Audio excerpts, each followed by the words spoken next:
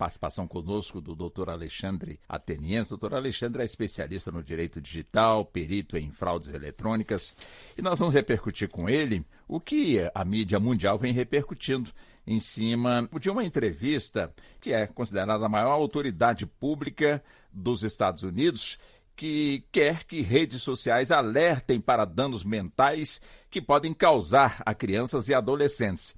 É aquela mesma história, né? O cigarro, depois de muita campanha, quer dizer, o cigarro fazendo campanha positiva, o que morreu de gente de câncer no pulmão foi realmente uma grandeza. Até que alguém entendeu que o cigarro faz mal à saúde e hoje consta nos maços de cigarros ali justamente esse alerta. A pessoa fuma se quiser, mas tem ali o alerta do cigarro causa câncer, como também alimentos, enfim. E o que essa autoridade sugere é que também se faça a mesma coisa nesses equipamentos, que crie um rótulo e que esse rótulo, então, seja inserido nesses equipamentos, computador, celular, internet, para ficar muito claro para quem vai utilizar que faz mal à saúde. E nós vamos buscar, então, repercutir esse assunto com o nosso convidado, a quem nós agora o cumprimentamos, né, doutor Alexandre Ateniense? É sempre muito bom conversar com o senhor. Mais uma vez, muito obrigado por aceitar o convite aqui da Rádio Nacional, do programa Revista Brasil. Bom dia, doutor Ateniense. Bom dia, Walter. É um prazer renovado falar com você e os ouvintes da Rádio Nacional sobre um tema tão relevante e contextualizado como esse. Eu lembro que em entrevistas anteriores, 2 anos que a gente sempre fala deste assunto, a saúde, até mesmo lembro que eu fiz uma entrevista com o senhor, se ficar provado, se a pessoa adoeceu por conta do uso desses equipamentos, se pode buscar na justiça um reparo, a exemplo que muitas pessoas que adoeceram por conta do fumo, do tabaco, e entraram na justiça buscando também reparos. Quer dizer, como é que o senhor avalia essa entrevista e essas declarações dessa autoridade norte-americana, doutor Ateniense? Walter, eu avalio de forma muito positiva, porque se no passado o temor quanto à saúde era o tabaco, hoje são as redes sociais. E por que eu digo isso? Porque, a princípio, a gente tem que levar em consideração que todas essas big techs, que são as donas dessas principais redes sociais, são empresas de marketing. Então, elas ganharam fortunas, construíram seu patrimônio por competência absoluta em termos de marketing digital. E, óbvio, quem trabalha com marketing não está muito interessado em fazer alertas sobre os danos mentais que podem causar a crianças e adolescentes, porque o que interessa é cliques. Então, é necessário, porque essa disputa ela é totalmente desequilibrada, porque essas empresas possuem grande parte da infraestrutura da internet. Gostaria de lembrar, inclusive, uma audiência pública que aconteceu há anos atrás com o presidente do Meta, do Facebook, Mark Zuckerberg, que ele chegou a pedir desculpas para as famílias que tinham esse tipo de problema. Então, esse equilíbrio é o que se almeja. Então, hoje, essas empresas são muito mais poderosas do que eram as grandes empresas de tabaco há anos atrás, décadas atrás. Tudo que se faz em torno de uma tentativa de aproximar as pessoas, é óbvio que a gente tem que fazer também um alerta quanto aos riscos da saúde. E o exemplo positivo que você citou, de que o rótulo em maço de cigarro diminuiu efetivamente a quantidade de pessoas que morreram por causa disso, é extremamente válido para que também, por analogia, se aplique às redes sociais. Entendo. Agora, se essas empresas, né, que de alguma forma detêm, portanto, aí essas marcas de celular, computador, suponhamos que elas pedem, então provem que os nossos equipamentos estão causando ou fazendo mal à saúde do ser humano. Teria como provar? Existe alguma estatística nesse sentido, doutor? É difícil, porque muitas vezes o que se consegue fazer são a publicidade de fatos que já aconteceram. Eu gostaria de dizer que o bloqueio, o limite ao uso não é especificamente do hardware, mas sim do software. E essas empresas detêm, obviamente, o código de programação desses softwares na mão. Então, só elas e mais ninguém é que podem criar mecanismos de proteção, de alertas, para que esses problemas não se propaguem, a exemplo do que aconteceu com o cigarro há décadas atrás. Então, cabe apenas a ela uma boa vontade, ou agora uma pressão do governo, para que isso seja colocado em prática. Gostaria, inclusive, Walter, de destacar que nesse ano de 2024, nós tivemos o marco legal dos jogos eletrônicos, que entrou em vigor em maio de 2024, mês passado. E um dos pontos que foram aprovados nessa nova legislação é que os fornecedores de jogos eletrônicos devem garantir que seus serviços não gerem um ambiente propício a quaisquer formas de negligência, discriminação, exploração, violência, crueldade ou opressão contra crianças e adolescentes.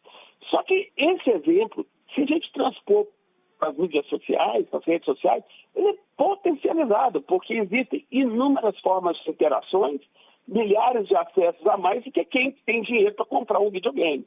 Vamos girar também com os âncoras que fazem o programa, doutor Ateniense. O Aécio Amado é jornalista da Agência Brasil, está comigo aqui nos estúdios. Depois nós temos o César Fatioli no Rio de Janeiro, me parece que o Leandro também já sinalizou. Mas vamos lá, Aécio Amado. Bom dia, doutor Alexandre. Bom dia. Eu estou vendo aqui que os Estados Unidos estão muito preocupados com essa questão. Um especialista, Vivek Murthy, ele é médico nessa questão de saúde mental e tem... Cirurgião geral dos Estados Unidos, só isso. Isso.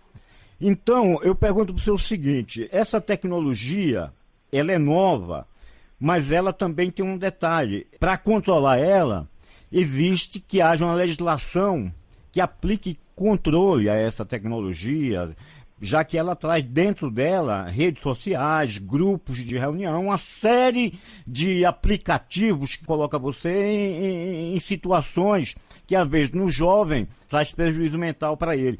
Ou seja, no Brasil já existe uma legislação específica sobre essa questão, mas me parece que, mesmo assim, ela está acima dessa legislação. Como é que se pode chegar a um controle dessa nova tecnologia sem que isso caracterize tirar a liberdade da pessoa? Bom, Aécio, eu achei ótima pergunta. Eu acho que a gente tem que enxergar esse contexto da seguinte forma. Existem dois grandes protagonistas mundiais. De um lado, as Big Techs, que têm um código e um sistema na mão, ou seja, elas podem tomar atitudes muito mais efetivas do que a lei de qualquer país. E do outro lado, nós temos o Estado, com E maiúsculo, que cada vez mais se sente perdendo o seu poder de exercer a lei perante o seu cidadão, perante a população. Então, é uma briga desigual.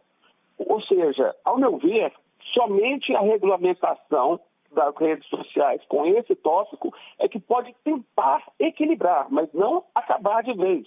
Por que eu digo isso? Porque quando você falou que teve a regulamentação no Brasil, temos lei específica sim, só que foi apenas relacionadas a videogame e não relacionadas a redes sociais. Então nós estamos com uma lacuna gigantesca, embora esse tema já tenha sido pauta no Congresso Nacional, mas que não foi adiante. A única forma de equilibrar essa disputa entre quem tem a infraestrutura sistêmica toda na mão, que pode, por espontaneidade, dar mais atenção aos riscos à saúde que essas redes sociais podem trazer para os seus usuários. E de outro Estado, o Estado tem que contrabalançar isso através de regulamentação, através de colocar multas pesadas, ou seja, fazer valer as suas leis dentro do seu espaço geográfico, da sua jurisdição. Se isso não acontecer, com certeza nós vamos continuar vendo nenhuma preocupação das Big Techs em relação à saúde dos seus usuários, mas tão somente o seu lucro, através de aumento de cliques, porque quanto mais usuário, melhor. Agora, não precisamos ser tão, legalistas. É difícil mesmo. Você imagina um pai que tem hoje um filho de 11 anos, ele não tem controle sobre o que o menino acessa nas redes sociais. E o cirurgião geral dos Estados Unidos propõe que as redes sociais sejam banidas para crianças até 14 anos. Então, veja, como é difícil no papel de pai exercer esse tipo de controle. Não é fácil, ou seja, somente uma boa vontade ou a pressão estatal perante essas empresas que a gente pode começar a virar esse jogo. Nós buscamos agora o César Fatioli no Rio de Janeiro, depois o Leandro em São Paulo, para conversar também com o senhor. Vamos lá, Fatioli, é com você. Obrigado, Walter. No caso americano, o principal caminho para que essas determinações prosperem é o acúmulo de sentenças judiciais, até que se chegue ao Supremo. e o bolso reina sobre qualquer outra consideração. O caso clássico de defesa do consumidor, o livro Unsafe at Any Speed, inseguro a qualquer velocidade, resultou em indenizações milionárias, e é isso que tornou seu autor um símbolo da defesa do consumidor e alterou a legislação americana. Há precedentes nessa direção em relação aos danos do uso excessivo das redes sociais? Que permitam ser otimista com isso? No Brasil ainda nós não temos.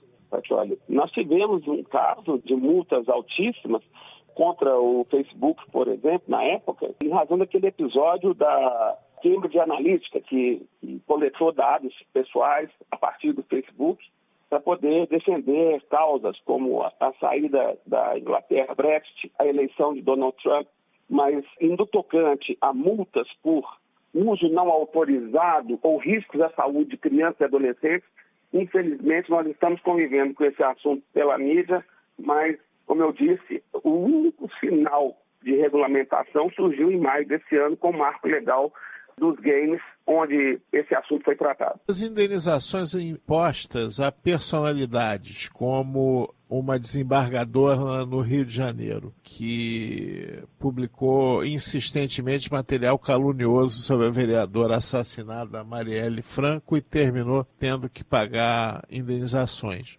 O mesmo aconteceu muitas vezes em relação a personalidades públicas como Felipe Neto, Chico Buarque, Caetano Veloso.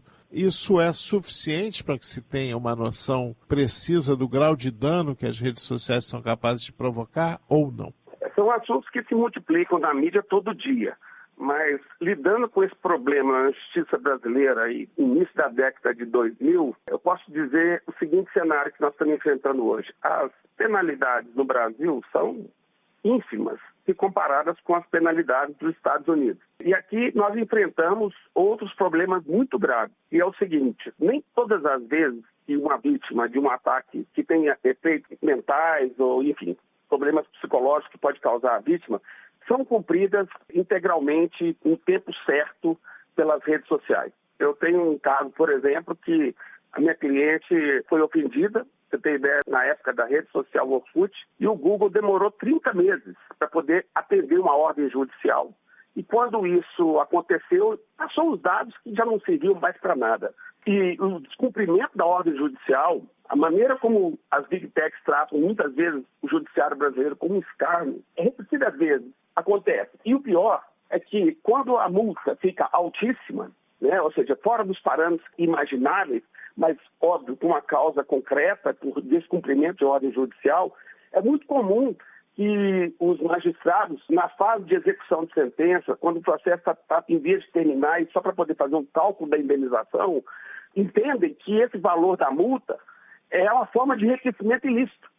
Olha, pasmem bem, eu fiz um estudo recente a respeito disso, todos os julgados que ocorreram no Brasil sobre descumprimento de ordens judiciais por ataques ofensivos na internet, e vi reduções assim, na base de 80%, 90% do valor devido pela multa por descumprimento de ordem judicial. Ou seja, as redes sociais como um todo, elas sabem que às vezes é melhor descumprir uma ordem, porque ao final do processo vão ser beneficiadas com uma redução graciosa, vamos dizer assim, do poder judiciário em relação a esse ato que cometeram anos antes. É uma situação muito estranha, muito antagônica dentro do que seria, ao meu ver, o direito de uma pessoa que é vítima de um ataque ser reparada. Porque, cá entre nós, nunca vai haver uma reparação à altura, em termos monetários, para uma pessoa que se sentiu vítima. Só ela sabe os danos psicológicos que sofreram. Mas o judiciário, ao meu ver, não cumpre o seu papel de punição, da maneira como você está mencionando. Vai haver uma punição, sim. Vai ter uma reputação negativa do agressor, sim. Mas em termos financeiros, as decisões aqui são muito brandas em relação a quem comete esses desmandos. Pois não. Leandro Martins, São Paulo, também tem uma pergunta para o senhor. Vamos lá, Leandro. Obrigado, Walter. Doutor Alexandre Ateniense, bom dia. Olha, uma escola aqui de São Paulo, doutor, uma escola particular, está fazendo um trato em conjunto para não dar smartphone para os filhos até 14 anos e não permitir acesso a redes sociais depois dos 16. Então, estão começando por combater o hardware, né? Bom, por outro lado, tem sites que perguntam ao usuário, que é conteúdo adulto, se ele confirma que tem 18 anos. Mas o usuário pode responder o que quer, pode ter menos de 18 e dizer que tem mais. Eu disse isso para perguntar para o senhor se o senhor acredita que regulamentar as redes sociais, por exemplo, até um número X de horas para usar, não, vai ser uma lei, será que é uma lei que pegaria, entre aspas, aqui no Brasil, ou seria um aviso que poderia cair no vazio? Bom, Leandro, eu acho o seguinte, não existe uma bala de prata para a gente dar um tiro certeiro e resolver todos os problemas. São várias iniciativas que precisam ser tomadas, vivenciadas, repetidas vezes, como, por exemplo, o papel que a escola, nesse caso, tomou, que eu achei super positivo. Há de ter, sobretudo, uma conscientização das crianças, dos adolescentes em relação a esses perigos, porque hoje elas são atraídas, mas não sabem dos efeitos maléficos, não têm maturidade para poder entender isso. Então, eu acho que o Estado tem que fazer o seu papel, a escola tem que fazer o seu papel e, obviamente, os pais também. Ou seja, só com muita capacitação, só com muito alerta a esses riscos à saúde, a exemplo do que aconteceu com o exemplo do cigarro, que eu acho uma analogia interessante, que nós vamos conseguir unir esforços para poder combater isso. Não existe uma única via, né, uma única frente de enfrentamento que vai buscar o resultado que a gente quer. Perfeito. Esse assunto que nós estamos aqui abordando é um assunto que tem que passar pelo crivo do Congresso Nacional ou não? Sim, tem que passar pelo crivo do Congresso Nacional. Pode também, a exemplo do que o César Fatioli falou, também gerar uma multa do Senacom, que hoje aplica multas de valores mais expressivos contra as Big Techs, e, sobretudo, fazer com que as escolas sigam um exemplo, por exemplo, que acontece na Inglaterra, onde existe um prêmio todo ano para aquela escola que tiver um planejamento, um projeto mais efetivo para poder capacitar as crianças e adolescentes a utilizar as novas tecnologias. Ou seja, cada um faz a sua parte, mas de maneira frequente, porque hoje a situação anda muito desequilibrada. Tá muito bem. Doutor Alexandre Ateniense, é sempre um privilégio entrevistar o senhor. Queremos aqui mais uma vez agradecê-lo pela atenção. O senhor sempre tem aqui com a nossa emissora, tá bom, doutor Ateniense? Eu que te agradeço mais uma vez, Walter, Aécio, César e Leandro, pela oportunidade desse bate-papo tão profícuo.